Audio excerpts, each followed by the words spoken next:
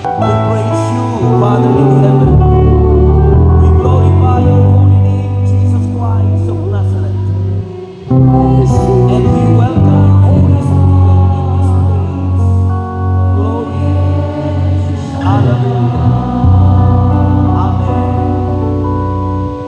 Sa ngalan ng Ama, ng Anak, at ng Espiritu Santo. Amen. Diyos na makapangyarihan sa lahat, Ikaw ang may likha ng langit at lupa, ang Diyos ni Isaac, Abraham, and Jacob. Ikaw ang Diyos namin sinasamba sa Espiritu at katotohanan.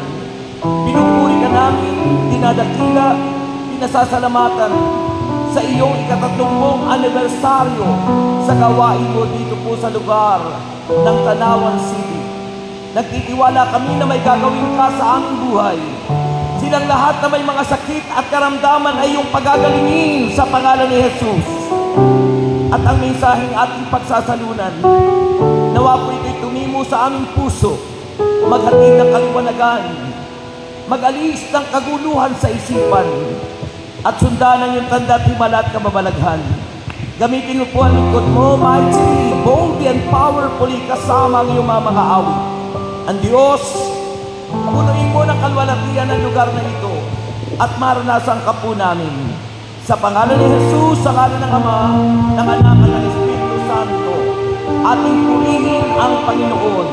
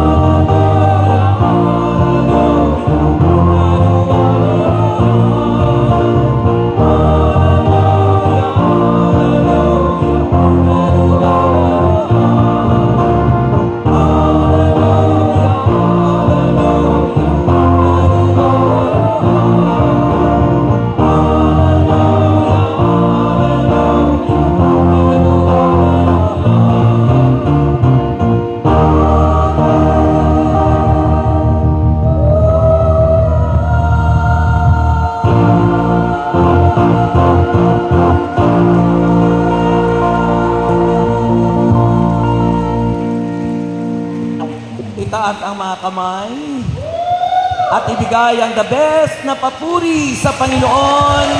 Sabay sigaw, welcome Holy Spirit. Take over. Sabihin nyo, happy anniversary. Yahweh El Shaddai. Purihin natin ang Diyos.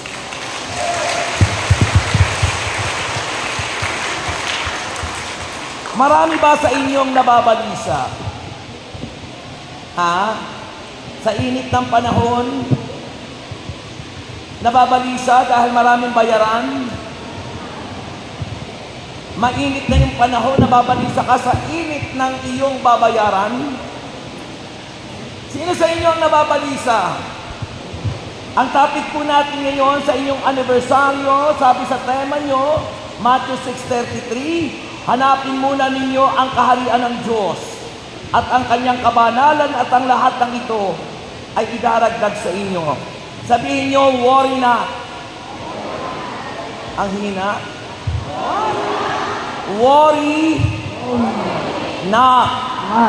Sabi po sa Matthew chapter 6 verse 25 and the following verses, ito ang sabi ng banal na kasulatan, kaya sinasabi ko sa inyo, huwag kayong mabalisa tungkol sa inyong kakainin at sa inyong iinumin upang kayo'y mabuhay o kaya'y tungkol sa susuotin ng inyong katawan.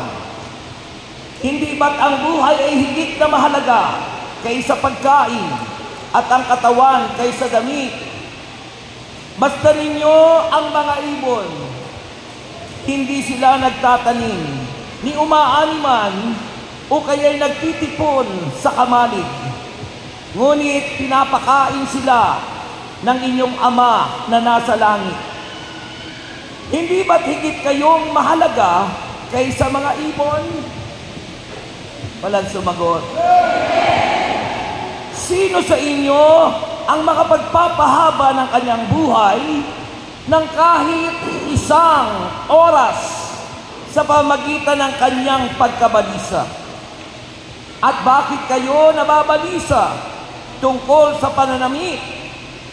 Isipin ninyo kung paano tumutubo ang mga bulaklak sa parang. Hindi sila nagtatrabaho ni gumagawa ng damit. Ngunit sinasabi ko sa inyo, kahit si Solomon sa kanyang karangyaan ay hindi nakapagdamit ng singganda ng isa sa mga bulaklak na ito. Kung dinadamitan ng Diyos ang damo sa parang nabuhay ngayon at kinabukasan ay gagatong sa kalan, kayo pa kaya kay liit ng inyong pananampalataya sa Kanya? Kaya't huwag kayong mag-alala na baka kayo'y kapusin sa pagkain, inumin, o damit. Hindi ba ang mga hintil ay nababahala tungkol sa mga bagay na ito? Alam na ng inyong Ama na nasa langit na kailangan ninyo ang lahat ng ito. Ngunit, ito na yung tema nyo, ngunit, higit sa lahat, ay bigyang halaga ninyo ang kaharian ng Diyos at ang pamumuhay ng ayon sa kanyang kalooban, at ibibigay niya sa inyo ang lahat ng mga bagay na ito. Kaya nga huwag ninyong alalahanin ang bukas, sapagkat ang bukas ang mag-aalala sa sarili niya. Sapat na ang inyong mga suliranin sa bawat araw. Mga kapatid, ang mabuting balita ng ating kaligtasan. Itaas ang lahat ng mga prayer requests. Mataas na mataas, and let's declare, Jehovah Jireh, my provider. Taas po ang mga prayer requests.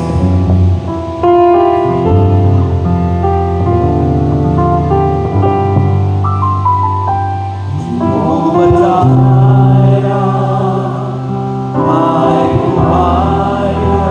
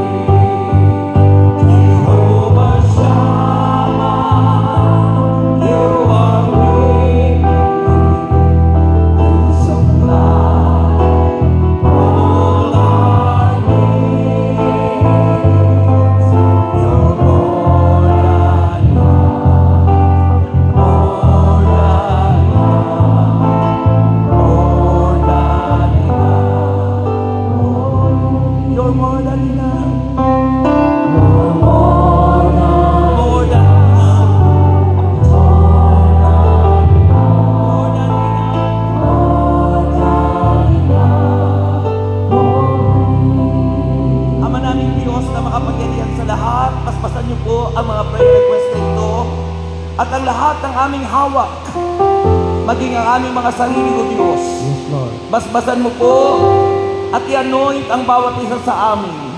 Pagpalain niyo po ang aming mga alay at ang aming mga handog.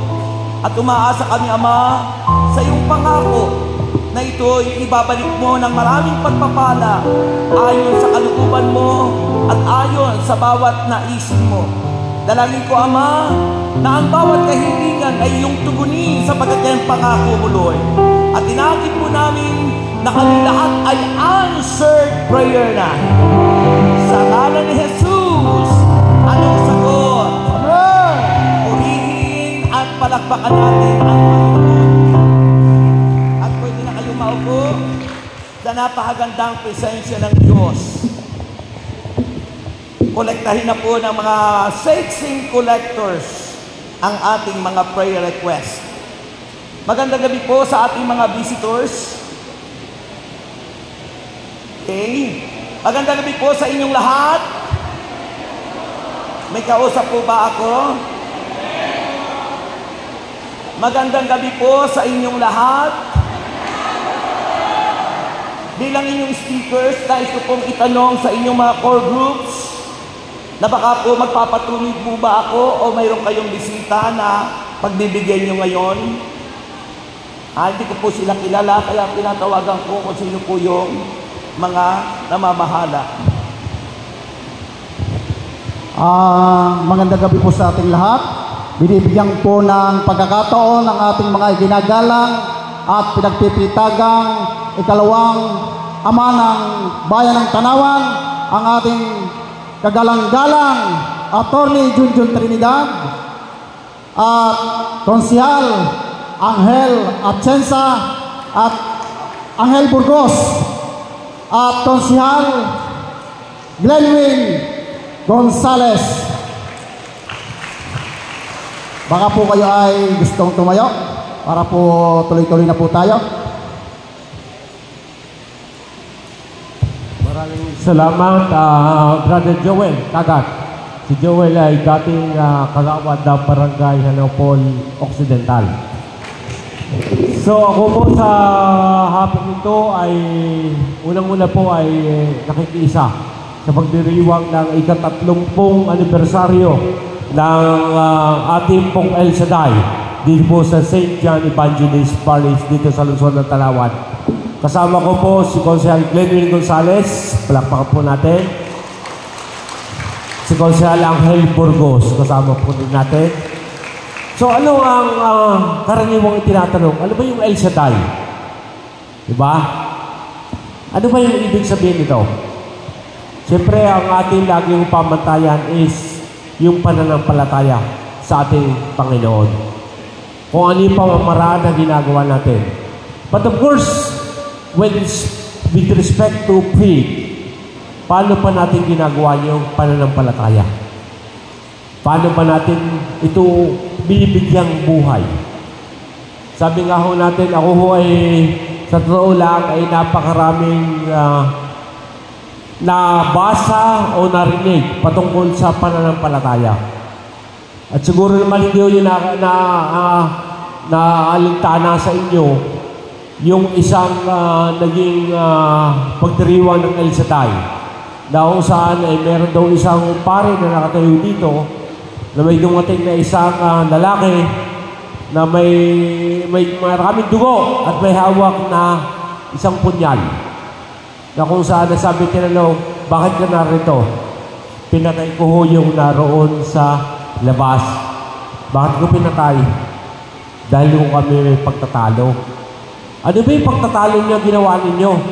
Tungkol sa pananampalataya. Ano yung pananampalataya sinasabi ninyo? Ay sabi ko, walang Diyos. Ay sabi niya ho ay, may Diyos naman. Ay nang sabi noon, bakit? Sabi, tinanong yung pare, anong sabi? Ano palagay niyo? Meron po ba o wala? Sabi ho daw nung pare, hindi, it's a prank. Wala naman talagang Diyos. Pero yung pananampalataya, nasa ating puso, nasa ating isip. Maraming bagay na hindi natin may paliwanag, pero siyempre, ang pananampalataya na sa atin. At wala ako mismo, sabi ko nga sa inyo, bilang isang inyong lingkod bayan, laging aking patunay, lagi na ang lahat ng nangyayari sa ating kapaligiran, sa ating gobyerno, ang Panginoon lamang ang nakakapagsabi kung ano ang dahilan. Palakpakan po natin ang ating Panginoon. Kaya po sa araw na ito, isa pong karangalan sa amin, bahagi sa inyong Vice Alcalde, si Atty. Junjun Trinidad, kasama ko si Consel Glenn Gonzales, Consel Angel Burgos, na makiisa sa ika-30 taong anibersaryo ng El Shaddai dito po sa lungsod ng Tanawan. Ito po St. John Evangelist Parish. Si Brother Joel, ito patagal ko ng kasama na nagsimula ito bilang kagawad ng Barangay Hanopol Occidental at nakakatuwa naman kasama natin dito sa El Shaddai.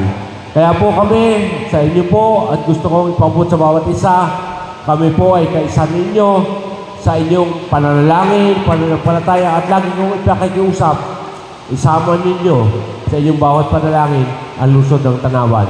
Dahil walang makakabigay ng tamang solusyon, tamang pag-asa para sa ating lungsod, kundi ang ating Panginoon sa pamagitan ng bawat isa na narito. Magandang hapon po at again, Happy 30th Anniversary Thanksgiving Celebration sa El Shaddai dito po sa lungsod ng Tanawan. Maraming salamat. Magandang araw po sa inyong lahat. Brother Joel, ikaw na. Okay na po. Brad, kayo na po. Maraming pong salamat sa inyong lahat. God bless us all. Okay, thank you po sa ating mga lingkod bayan na ngayon po ay nakiisa sa ika-30 anibersaryo na Yahweh El Shaddai. Palakpakan po natin ang Panginoon para naman kayong buhay bayang palakpak mo sa Diyos. Okay, it the best sa ating Panginoon. Sabagat yan po ang isang Diyos. Ang palakpak natin sa Panginoon, iwas to stroke yan. Nasusulat po yan sa Biblia sa 2 Corinthians chapter 6. Verse 19, ang ating katawan mo sa atin. Kung itibigin ng banal na dugo ni Kristo, sabi roon, kaya gamitin niyo ang inyong katawan upang maparangalan ang Diyos. Kaya parangalan niyo ng malakas ang Diyos. Sino gustong gumaling? Sino gustong lumayan? Sabi ng ating mensahe ngayon, worry na, huwag kayong mapapanisa. Amen. Kasi may mga tao na mapalisa, lagi sa kanyang future, sa kanyang kinabukasan. Hindi po yun ang nais ng Diyos. Hindi po pinagpapawal ang alalahan natin bukas. Amen. Kailangan natin yun. Diba? Ano po ang nais at ayaw ng Panginoon? Sabi po naman na kasulatan do not worry, and this does not mean that it is wrong to make provision for future and for physical needs. Inaalala natin yun. Yung kinabukasan natin. Inaalala nyo yung kinabukasan ng anak mo. Inaalala nyo yung kinabukasan ng mga kapakanan tulad ng langit ng Panginoon. Inaalala natin ang ating future sa buhay. Alin ang ayaw ng Diyos na hindi dapat tayo mag-worry. Alin po ba ang sinasabi ng Panginoon na tayo mag-worry? Sabi naman ng kasulatan, what He does forbid is anxiety. Ano po ba yung anxiety? Mga kapatid kay Kristo. Anxiety or worry that shows as a lack of faith in God's Father faith. Kapag po tayo nag-worry, dahil wala tayong pananampalataya, pag ang tao walang pananampalataya, kung saan-saan nakatingin, hindi sa unahan tumitingin. Kaya dito kayo tumingin, sapagkat ang Diyos ay nasa unahan natin para purihin natin ang palakpakan ng Diyos.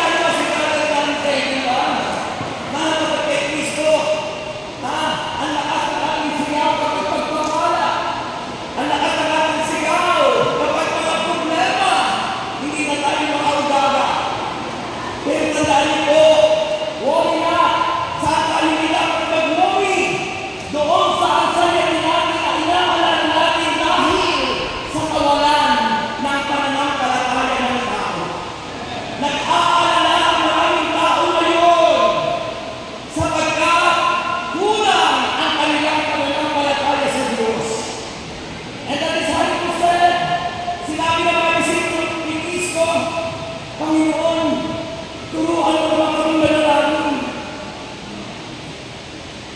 Turuan mo naman kami manalangin, Panginoon. At tinuruan sila ng Diyos. Ha? At ang sabi ng Panginoon, ganito kayo kung mananalangin, Ama namin, sumasalangit ka, sambahin ang pangalan mo. At pagkatapos doon, tuturuan sila manalangin, sabi ng mga alagad, Panginoon, dagdagan mo naman ang aming pananampalataya. Kasi kapag kulang ang pananampalataya ng tao, hindi nagtitiwala sa Diyos. Kaya nag-uuri. Amen. Kaya nag-uuri sa kakulangan ng pananampalataya sa Diyos. Subalit kung tayo malaki, malagot, malabig ang pananampalataya sa Diyos, walang hindi kayang ibigay ng Diyos para sa atin. Ang hina. Napakalakas!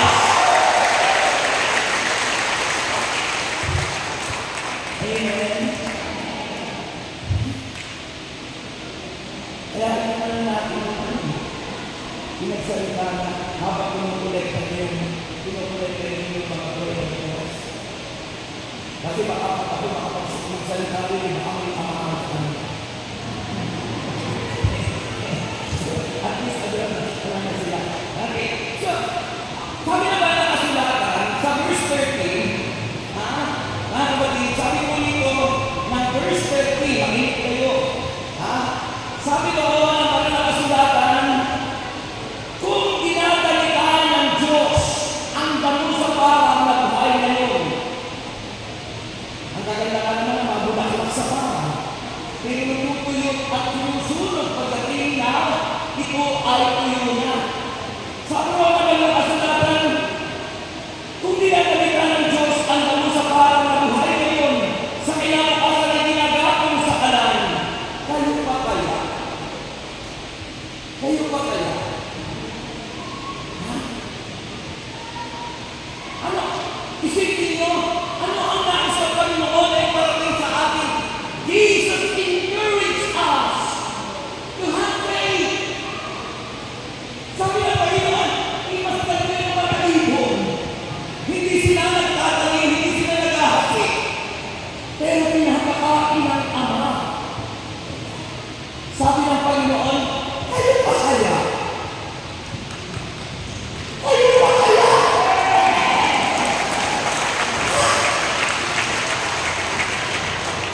Sabi ng Panginoon, kay liit ng inyong pananalig. Kaya pag maliit ang pananalig po natin, ang isang po niyan ay pag-uwi, pag-aalala, kapalisahan. Kaya mahalaga po yung palaguin ang pananampalataya kapag po tayo susulpot at lilitaw na parang kaputi sa dumi ng kalabaw. Nako, hindi po lahat tatatanim pananampalataya natin. Hindi po lalagot. Alam mo, sabi ng Romans 9:17, makinig kayo, dito kayo tumingin. Ha? Dito kayo tumingin. Nakakinig kayo? Sabi na kayo kasulatan, Romans chapter 10 verse 17, faith is counted by hearing, and hearing by the word of God. Ang pananampalataya ay nakukuha sa pakikinig at sa patuloy, remember, patuloy na pakikinig. Ikaso ang tao ang minsan-minsan. May mga tao pang anniversary lang.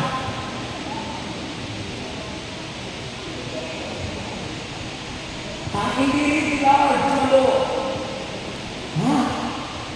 Pag hindi po tayo regular na dumagalo, hindi po tayo lalago. Hindi tayo tatatag. At hindi tayo mamumunga. Remember, fruits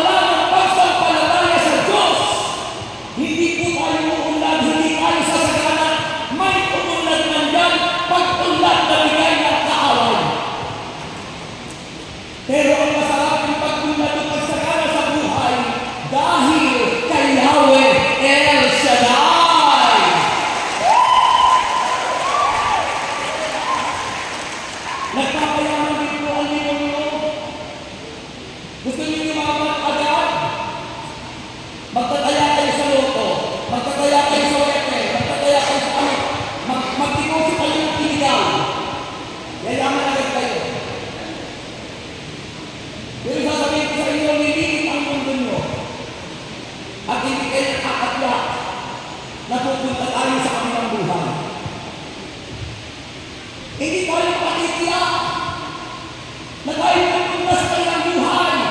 Makatitiyak tayo na kung tayo magpapatuloy sa kasamaan, nakatitiyak tayo sa impyerno.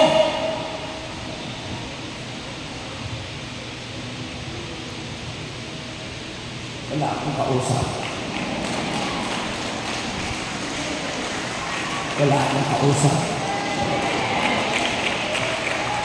Pumalakpakan mo malakas ang kausap ko ngayon.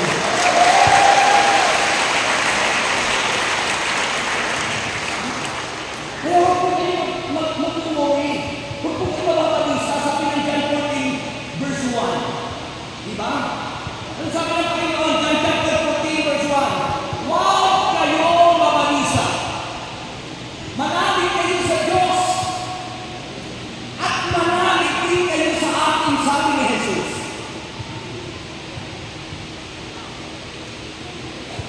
Solusyon ng kabalisahan. Patuloy kang manalig sa Diyos. Patuloy kang manalig kay Kristo. Manalig